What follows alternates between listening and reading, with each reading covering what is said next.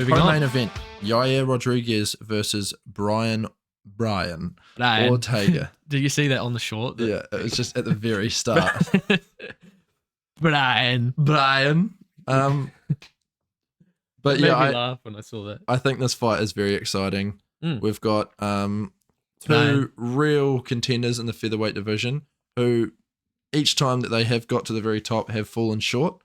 Some close matchups though, you know. Some with very top close guys. matchups. Brian Ortega obviously having that very famous moment with the now former champ, Alexander Volkanovski, and almost caught him in a guillotine.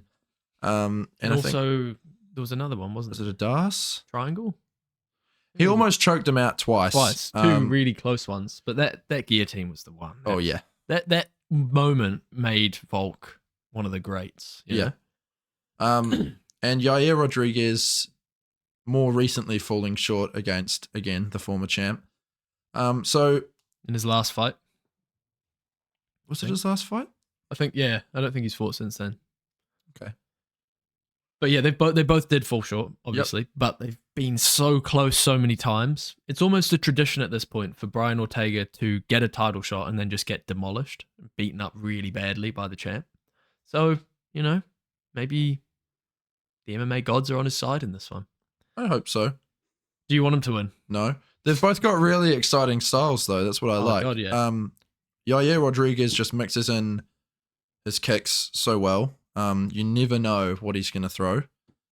And he's got so much range with different techniques and a lot of spinning kicks. Just like he's very, very well versed in. Is it Taekwondo that he's? Yeah. So Taekwondo. that brings a really exciting factor to. Oh, he's such a ball of fire. Yeah. Like you just never know what's going to come next. And he gets clipped often, quite a bit, but he's got a chin. Yeah. And at the same time, And he keeps moving forward. yeah, he's just going to keep going. And you can't put a foot wrong with Yair because he will TKO you. And Brian Ortega has proven that he's got a hell of a chin. He does. Sure, yeah. He's been in there and, like you say, just been absolutely demolished time and time again. And he's got the Chad face as well. Yeah. But the thing is it can change in the blink of an eye with this guy. You know, if you do, like you say, if you do get clipped, he's not afraid of following you to the ground, and he's more well versed at his ground game than anything else. So that's his biggest weapon. Yeah. I want to see him use it more. He's kind of in his in the biggest stake fights, he hasn't used his biggest weapon. Yeah, he leans into Volk. the striking and tries to make things a bit too exciting, I think. Exactly. He's got that macho about him, you know. And look, fair play. He's got good hands. He's got good striking, but he's got really good jiu-jitsu. When he caught Cub Swanson in that guillotine against the fence, he kind of pulled guard and he was actually on him while he was still stood up, readjusted in the while they were stood up. Yeah, it's crazy jiu-jitsu, man. But Yair has some really underrated jiu-jitsu too, so that's going to be like. Let's not get it twisted. Yair won the last fight due to a submission attempt. So I rewatched the fight the other day, and it's a triangle attempt. Brian pulls out, and his arm dislocates. Yeah, it's a win, right? That's a win. That's a legit win. And he was getting. It's not the way up. either of them would have wanted it to go, though. You know? No, absolutely not. Obviously, Brian gets injured, but Yair also has to deal with the fact that kind of hangs over that win. People are always going to say there's an asterisk next to that win for sure. Exactly. But he was piecing up Brian on the feet. Brian, can't help. Every time I hear that word now, it's happened to him a few times. There's another very famous clip of Max Holloway teaching him how to block strikes mid-fight. That is hilarious. That is crazy. But yeah, look, Brian has not fought in 2 years as well, or since this fight, I think, since the last fight. So that's 2 years now. Yeah. Where's my mouse? That's a big layoff for someone at the top of the sport, you know. Jesus, look at him. Brian last fought in 2022 July, so coming up 2 years since his last fight, and it was obviously the loss to Rodriguez. Before that, he had a decision win. Also lost to Volk the year before that. He's not fighting often, is he? No. Well, He with was. a record of 15-1. Yeah. And he's what? He's 33 now. Mm-hmm. You look at people like Brian, and you look at people like Paulo Costa, and you're like, what are you doing? You're like you've got so much star potential. If you just fought more, like you could build a huge platform. The problem nowadays is people are protecting their records too much, I think. And we've been proven time and time again that isn't important. You've got like we've spoken about so many times, you've got Charles Oliveira, you've got Sean Strickland. The reason that these guys have got to the top and have looked so good when they get to the top is because they've been beaten so many times. Yeah. And there's keep fighting. Yeah, just keep fighting, keep getting a higher and higher skill set. And the other thing too is each time you step into the octagon, it's not so much about winning, it's about putting on the best performance that you can. And gaining valuable experience. That's right. And so I think that's what, like, this is martial arts, mixed martial arts at the end of the day. It's not always about winning. It's about doing the best with the skill set that you have. Sometimes you're going to come out on top. Yeah. Sometimes you're not. Not all of us can beat Khabib. Yeah, that's right. But it's almost like quite reminiscent of boxing in the fact like that these guys are just, they take all of these fights in short succession when they are against people that they almost know they can beat. Yeah, and then when they get to that top level, when they're ranked in the top 10 or even the top 5 sometimes, they really pick the fights that they take quite strategically. Big time. Yeah, so it's getting better though, I've noticed. Just in boxing, for example, it's starting to get better. I hope it is. We see some of the top guys fighting the top guys. Mm-hmm. We don't want the UFC to turn into what boxing has become. No, that's what I'm saying. Yeah. So it's good that it's only a couple of fighters that do this, but it's even like Yair, he's a bit of a, out for a while, in for a little bit. I guess as well, Brian has Brian Ortega has taken a lot of damage in some of these fights. So he's probably been like, look, I need a rest.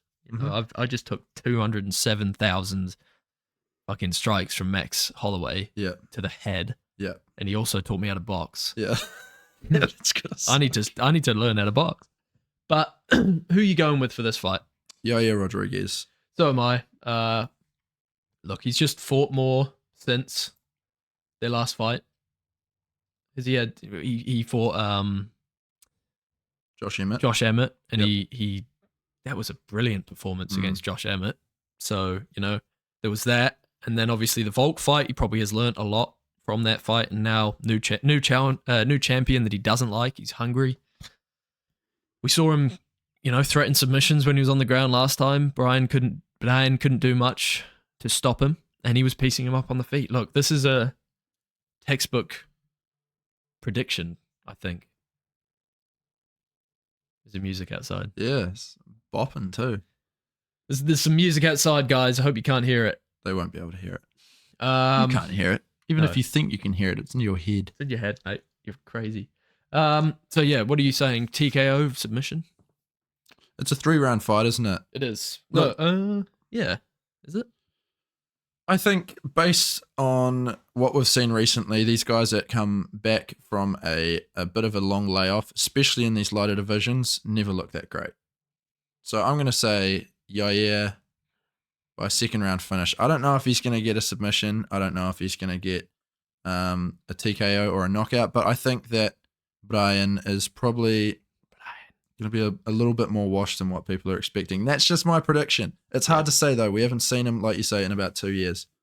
Who knows? And if he can get a win, he's poised for a title shot, and that's a cool matchup against Ilya. Yeah. He'll probably get knocked out, but yeah, he is also a very, very, very cool matchup for Topuria. Agree. So whatever happens here, it's going to be a good next title fight for Topuria.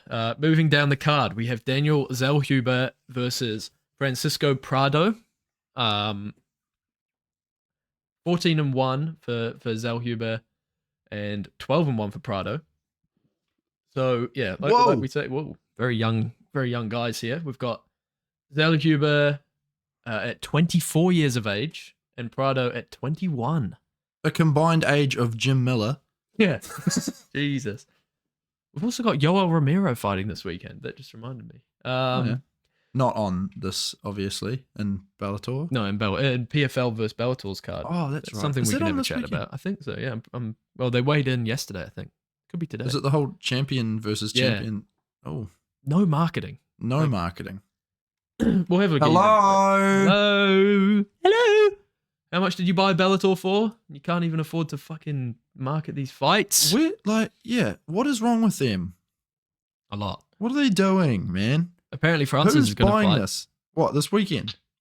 No, in the PFL after his Joshua fight Oh, that's right. Yeah. against the winner of this champion versus champion thing. So we'll see.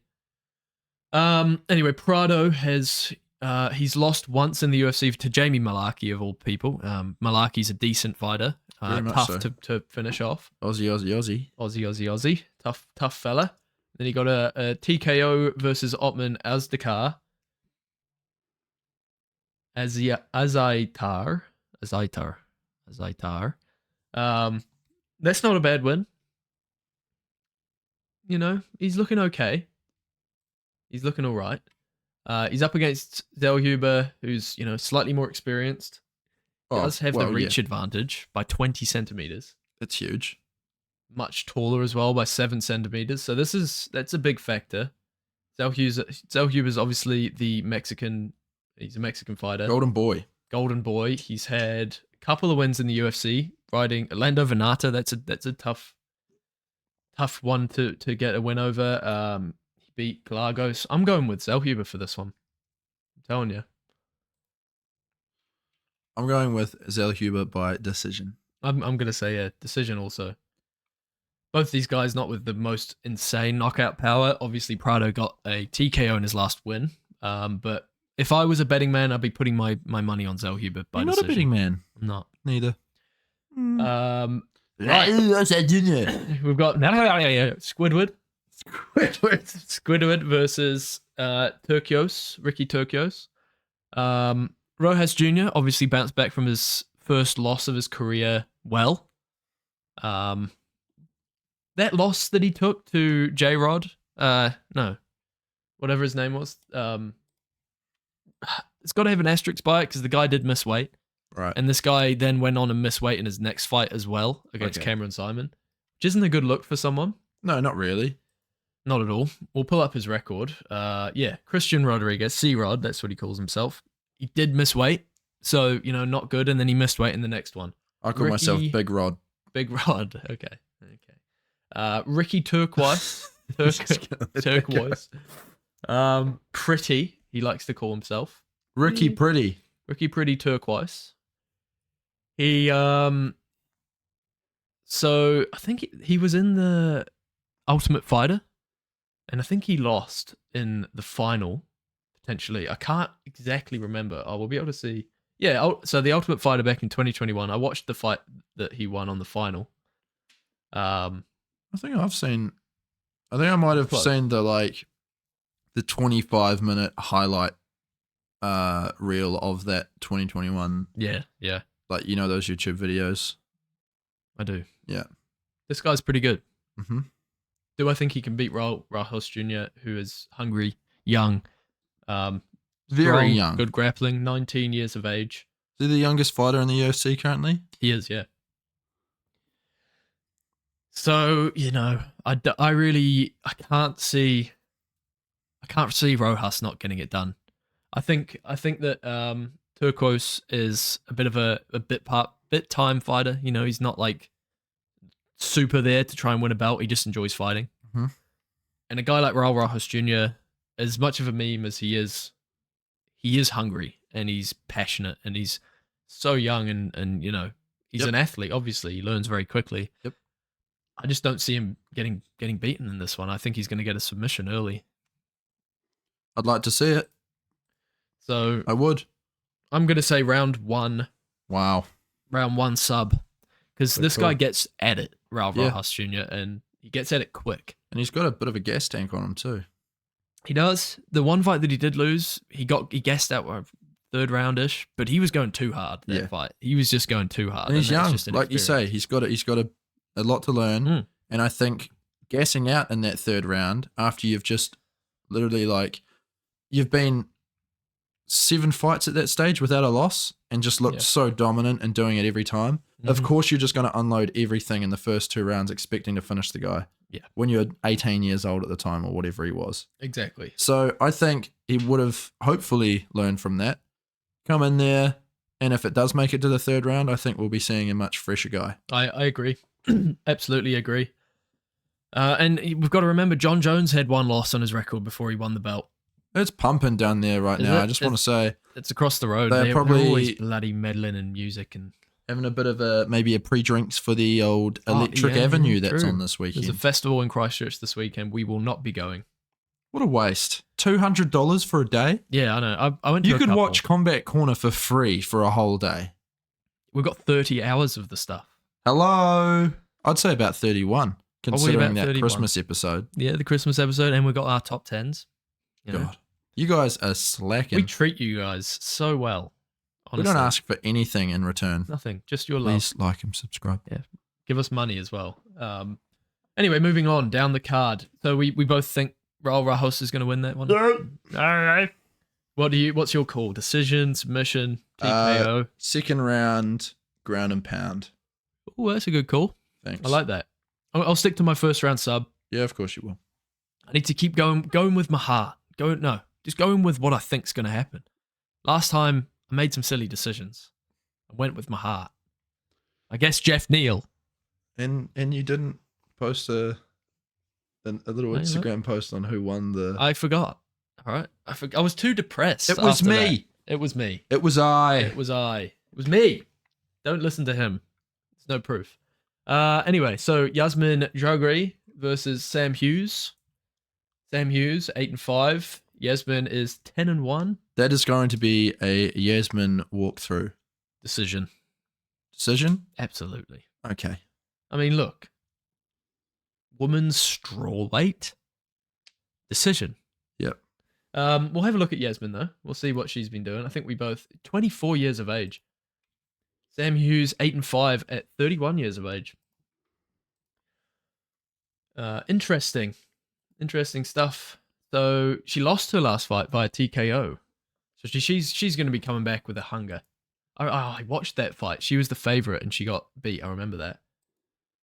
But yeah, I think Yasmin by decision pretty. Yeah, if you're fighting someone who's 8-5, it's likely that you've been put there to get a win. Yeah, absolutely. They're trying to bounce this woman back so that they can build her up to be something, I'm sure. Any more need to be said about this one? No. Manuel Torres versus Chris Duncan. Chrissy D. C Dunk. What are we thinking about this one, J-Boy? God, there's a lot of youngsters on this. There is, yeah. 28 and 30. Hmm. So Manuel obviously won his last fight by TKO. El Loco, he likes to call himself. Another Mexican export.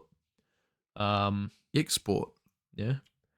He's won his last 5 fights in a row, coming off of the Contender Series. 3 TKOs or KOs in a row. Very impressive. And that's in the UFC too. One on the Contender Series, obviously, and then 2 in the UFC. That's impressive. Chris Duncan. Let's take a look at Chrissy. Also won his last 3. His last 4. Last 3 were in the UFC. 2 decisions and a KO on the Contender Series. I think this has the likelihood to be a bit of an exciting fight. This one's going to be good. We've got a Scot here in Chris Duncan. He's Scottish, so he's got to fly all the way to Mexico. He's going to be dealing with the humidity, the heat. That's not a good sign for Chrissy D. Manuel Torres guy looks like he has a part-time job as a model. Just based on his picture there. I'm not saying anything by that. I'm just saying, look at what's he doing? His photo is odd. That's for sure. I like Duncan's photo more. Yeah, well, it's a photo of him in the cage fighting. Yeah. Manuel Torres looks like he's doing an underwear ad. He does. El Loco. That's what he likes to be called. That's his nickname. I'm thinking he's going to get the win by TKO in probably the second round. Okay. That's what I'm thinking. What are you thinking? I'm going to say submission. Sub. Yeah, He's gonna second sub him? round sub. That's a good call too. I like Second it. round 6-inch sub. Of You know they've put their prices up at Subway. course they have. Fucking expensive, bro. It's like $10 for a 6-inch. It used to be like $6. That place is such a stupid. Like, you're dumb if you think, oh, I'm gonna be healthy and go have this 6 inches of sugar bread filled with all these healthy ingredients. No one normally eats a sandwich that big. You're not normally eating a sandwich that. Plus all the sauce that you Yep. usually chuck on there. The sauce, which again is just packed with shit. Just all sugar. Hey, you're changing, man. I like it. It's good. But it's just who? This is not food. Yeah. No, I've gone down 3 sizes in jeans because I eat 12 inches of sandwiches every day. What? Yeah, Jared? righto. We're talking about Jared. Yeah. He turned out to Probably be a because you're pedophile. sweating so much outside the fucking primary school, you pedophile. There was a Netflix documentary on that. Have you watched it? No, but I will now. Well, apparently it's not very good. No, I I read won't. all the reviews. I went down a rabbit hole one day looking into that, and there was. What'd you? Yeah. Hey! Yeah, what do you want to pop that side back up? Only real fans will know that this was a thing. Oh, it's a bit short. Oh, I think we might just have to give up on it at the moment, mate. press it. Real I have. Okay, we'll just leave that. It's gonna fall off again. Well, we'll see. Yeah, it's apparently the documentary's more about the person who uncovered it than it is about him. Ah. Yeah, she's like trying to steal the limelight. That's what I've heard. Oh, I hate people like that. So do I. It's annoying. So I want to hear about the guy that's touching kids. Yeah, I want to know how he did it. Just kidding. Disclaimer, that was just joking. All right. You know what you fuckers are like online. Oh my god, there's so many prelims. Yeah, 3 hours of them. Because there's no early prelims, so you've got to take that into an account. That's true. Um, Anything you want to say about these? no. There's not really. I mean, Christian Quinones is he's decent. He'll probably get the win. Jesus is fighting. Jesus is back. And he's fighting. He's cut his hair. Oh, the guy who tried to leg lock Dan Hooker for 3 rounds. Oh, really? I thought he got cut. Nah, I think was that his last fight, or has he fought since then? The Prince of Peru, he likes to call himself. No, that was his last fight. To be honest, this guy is pretty good. Like, he's got his little submission that he likes to do, knee bar. He got Dan Hooker in the knee bar. Dan is just a freak of nature, and he wouldn't tap. He damaged his knee badly, and I think he had to get surgery. Dan did. He just didn't tap. Mm. So technically, this guy would have won against someone who isn't a complete nutcase. Yeah. Fucking love Dan Hooker. Look, yeah. Is he a top level fighter? No. He doesn't have the complete, like, all around package. I mean, Dan Hooker is a world class kickboxer, but yeah, he made this kid look like he shouldn't have been in there, would he? no. But you know, Has this 18 months off been, well, nearly 18 months off, been enough time for him to really round out that skill set? I don't know. it'll be an interesting one for sure because Smile Killer Smile is Killer coming for Perez him. Ziam, who has taken a couple of wins on the row, which is good. Both by decision. Seems like this fight's one that's potentially looking to build up a future contender, maybe, you know. If Puelles has managed to, you know, work on his striking, be more comfortable on the feet, maybe get some takedowns instead of just pulling guard, that would be impressive because you can't just be a one-trick pony in the UFC nowadays. This guy has taken 75% of his losses to submissions. Yeah, 3 of them. 3 out of 4. That's not a good sign. It's not a good sign at all. So yeah, that could potentially be. Could be knee barred. Mm-hmm. Who knows? You know what? I think we're done talking about. I think the it's next interesting to note though that he is on the prelims. Yeah, You know, you take one loss to a guy like Hooker, Daniel.